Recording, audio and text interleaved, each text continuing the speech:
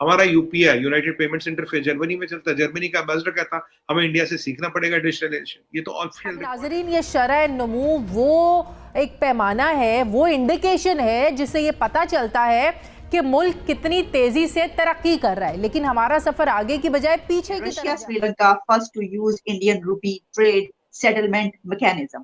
कुछ और जगहों पर भी मुझे ये न्यूज मिलती है, रशिया और श्रीलंका है वो पहली मर्तबा जो इंडियन रूपी है उसमें ट्रेड स्टार्ट करने लगी हैं। हमारी बरादरी एक अरसे से सर पीट रही है। पाकिस्तान में बिजनेस फ्रेंडली माहौल नहीं रहा है।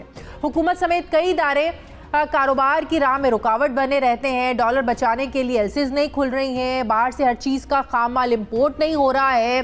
फिर आखिर इंडस्ट्री कैसे चलेगी और कितने दिन चलेगी? बताइएगा, ये एक बड़ी खबर है, आप बताइएगा कि क्या वाकई इस तरह की ट्रेड इंडियन रूपी में स्टार्ट होने लगी है? कुछ कंट्रीज ऐसा सोच रहे हैं, इसमें कितना बात सच है? शुरू हुई थी जुलाई को, आई थिंक 12-13 जुलाई का डेट था इस साल 2022 में, जब आरबीआई ने एक बहुत बड़ा गेम चेंजर मूव किया था। उसमें यह था कि Indian rupee can become a international trading currency. Exporters can now export and take money in Indian rupee, dollar में लेने की जरूरत नहीं है। तो ये सबके लिए खोला गया। आइडिया क्या है? आइडिया है इंडियन रूपी को ग्लोबल करेंसी बनाना। देखिए, ग्लोबल करेंसी बनाने के लिए दो चार चीजें आपको चाहिए। First, you should have geopolitically stable, आपकी एक बड़ी मिलिट्री होनी चाहिए, आपके पास बड़ी इकोनॉमी होनी चाहिए, और आपके पास गोल्ड रिजर्व्स होने चाहिए। गोल्ड रिजर्व्स आपके पास काफी होनी चाहिए, which is basically guarantee to the currency. India के पास इतना सोना है जितनी पूरी दुनिया के पास मिलके नहीं, उससे ज्यादा सोना भी इंडिया में। आप ये बोलेंगे कि आपकी सेंट्रल बैंक की रेटिंग तो 8 आती है, ये सोना कहाँ से आया?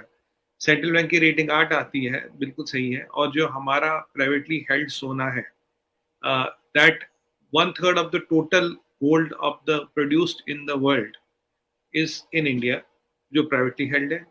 और जो अगर हम देखें, जो हमारी लेडीज के पास सोना है, 1/10 of the total gold produced is with the Indian ladies, दुनिया का। और जो इंडियन मंदिरों में सोना है उसका कोई लिमिट नहीं है। वो रिचेस्ट टेम्पल्स और richest shrines in the world are in India. तो अगर मैं सेंट्रल बैंक का कन्वर्ट देखूं, जो हमारी लेडीज के पास है, जो हमारे घरों में, और जो हमारे मंदिरों में, अगर मैं सबको ऐड करूं, the total gold in India is more than the total gold held by world put together. So एक ग्लोबल करेंसी के गारंटी के लिए जो जितना आपको सोना चाहिए, उससे कहीं ज्यादा सोना आपके पास है। So military wise, economic wise, geopolitical wise, or सोने wise, you are all the four, you are there in all the four quadrants. आदाद शुमार को देखें तो हमें ये पता चलता है कि गुज़श्ता एक साल के दौरान स्टेट बैंक के ज़खायर में 11.6 अरब डॉलर की कमी हो चुकी है। स्टेट बैंक के मौजूदा ज़खायर तकरीबन एक महीने की दरामदात की ज़रूरियात को सिर्फ पूरा कर सकते हैं। कमर्शियल बैंकों के पास मजमूई तौर पर बैरूनी ज़खायर इस वक्त 5.9 अरब डॉलर हैं, जिसके बाद मुल्की ज़खायर 12 अरब डॉलर रह गए हैं। माहिरीन ने अब ये जोर दिया है कि आलमी मालियाती इदारे के प्रोग्राम की बहाली मुल्क को डिफ़ॉल्ट होने से बचाने के लिए बहुत ज़्यादा ज़रूरी हो गई है। लेकिन क्यों ये प्रोग्राम दोबारा बहाल नहीं हो रहा है? नाजरीन, दूसरी तरफ महंगाई के घोड़े को भी लगामें नहीं डाली जा रही हैं। एक साल के अंदर आम आदमी 2 वक्त की रोटी से 1 वक्त की रोटी पर आ गया है। इदारे शुमारियात के ताज़ा तरीन डाटा से हमें ये पता चलता है कि महंगाई की शरह में 29% तक इजाफा हो चुका है। छोटा बड़ा गोश्त तो पहले भी आम शहरी की पहुंच से बाहर था, दूर था। अब शहरी चिकन को भी किचन से दूर रखने पर मजबूर हो गए हैं। फल सब्जियों की कीमतों में थोड़े अरसे में 60% तक इजाफा हो चुका है। हर चीज़ जो है वो बहुत ज़्यादा महंगी हो चुकी है। ये सूरत हाल कैसे कंट्रोल हो सकती है? क्या मौजूदा हुकूमत की बस की बात भी है या ये? अगर आप देखेंगे, हमारे सबसे नंबर 1 जो इम्पोर्ट लिस्ट पे आइटम है वो है तेल, crude oil. Crude oil Russia से लेने लगे, अब करीब 20-22% क्रूड ऑयल रशिया से आता है। Russia has become the number 1 supplier, और रशिया से लेने के दो रीजंस थे। One was they were ready to take money in rupees.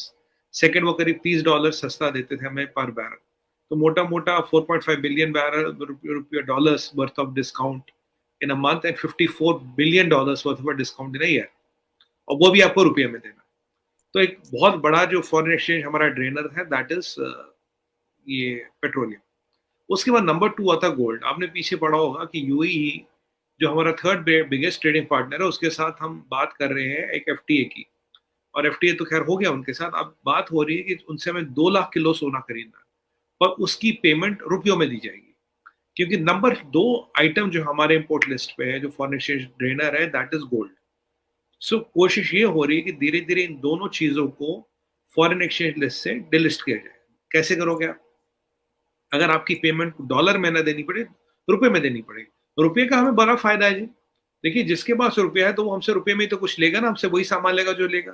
अब हमसे डॉलर देके वो यूरेशिया से सामान खरीदे, पाकिस्तान से खरीदे, सीरिया से खरीदे, डॉलर तो कहीं पे चलता है। पर अगर वो रुपये में हमसे डीलिंग करता तो रुपये में हमसे खरीदना पड़ेगा ना वापस। तो रुपये का trade is two way beneficial to the economy, it increases the GDP, it increases exports and it reduces your dependence on dollars. इसीलिए ये रुपये ट्रेड की बात हो रही है। अभी मैं आपको बता दूं, करीब करीब 10-12 कंट्रियों में रुपया चल रहा है ऑलरेडी, और जो हमारा रुपी कार्ड है और जो हमारा UPI, United payments interface and all, this will be very soon in 34 countries, 34 कंट्रियों में होगा। आप जो इस न्यूज की बातें करें, इसके है कि किस किस के साथ आप एक्सपोर्ट्स का मैकेनिज्म सेटल हो गया। अभी जर्मनी की फॉरेन मिनिस्टर आई थी यहाँ पे, वो दिल्ली में चांदनी चौक गई, कुछ दुपट्टा उपट्टा खरीदे, बड़े वहाँ डिजाइन बहुत बढ़िया बेहतरीन मिलते हैं, तो उन्होंने अपने रुपए कार्ड से पैसे दिए।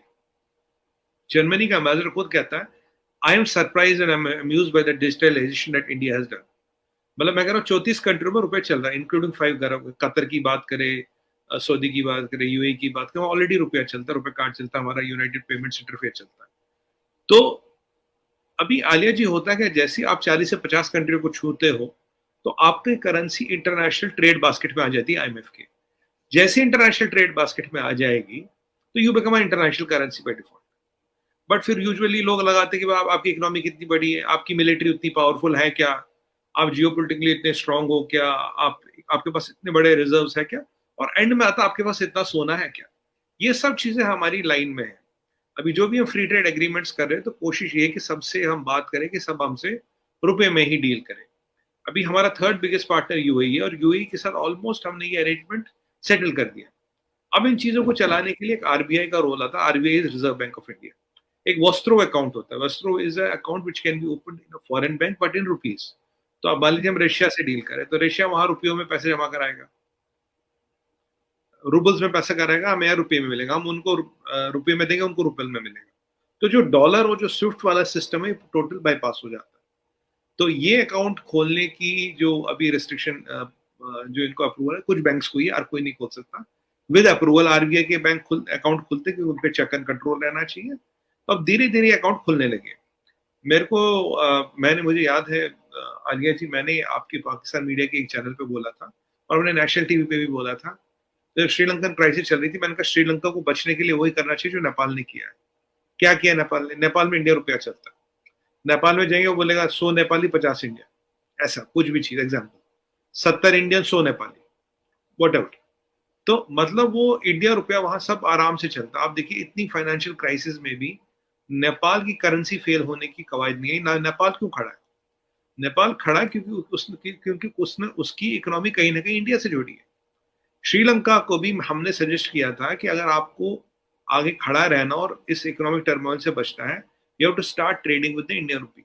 आपको इंडियन रुपी से ट्रेड करना पड़ेगा, ताकि और आपको अपनी इकोनॉमी इंडिया के साथ इंटीग्रेट करनी पड़ेगी। कारण ये है क्योंकि आप फिर इन इकोनॉमिक टर्मोइलों से बचोगे, आपकी करेंसी स्टेबल रहेगी, आपकी इकोनॉमी इंडिया के साथ इंटीग्रेट होगी, आप इन टर्मोइलों से बचोगे, आपका इंडियन रुपया चलेगा। तो बेसिकली हमारी कोशिश ये है कि रुपये को इंटरनेशनल करेंसी बनाया जाए, जिसमें मैं आपको कह रहा हूँ काफी 34 कंट्रियों में तो ऑलमोस्ट चल गया रुपया। You can pay by UPI, by rupee card, उसके even Singapore to add, and I think Muscat is the latest addition. काफी एंट्री है। अभी हम ये जो अकाउंट खोल रहे हैं, अब इसके साथ कार्ड ही नहीं आलिया जी, बल्कि ट्रेडिंग भी हो सकती है, व्यापार भी रुपये में हो सकता है। So that is what you are seeing in Khaleej Times. तो अब नेक्स्ट जो हमने, इनफैक्ट मैं आपको बता दूं, जो हमने ऑलमोस्ट सारा खाका तैयार किया रुपी ट्रेडिंग के साथ, वो यूएई के साथ भी किया। यूएई इज स्टडीइंग इट, जो उनकी कंपिटेंट अथॉरिटीज है, जो भी उनका वहाँ बैंकिंग का ये मिनिस्ट्री है कंसर्न, वो स्टडीइंग, और बहुत जल्दी यूएई के साथ भी ट्रेड रुपयों में ही होगा, रुपये दिरहम में होगा। और दूसरी बात, ये जो हम 2 लाख किलो सोना खरीद रहे हैं, तो पूरी कोशिश है कि ये हम रुपये में ही खरीदें।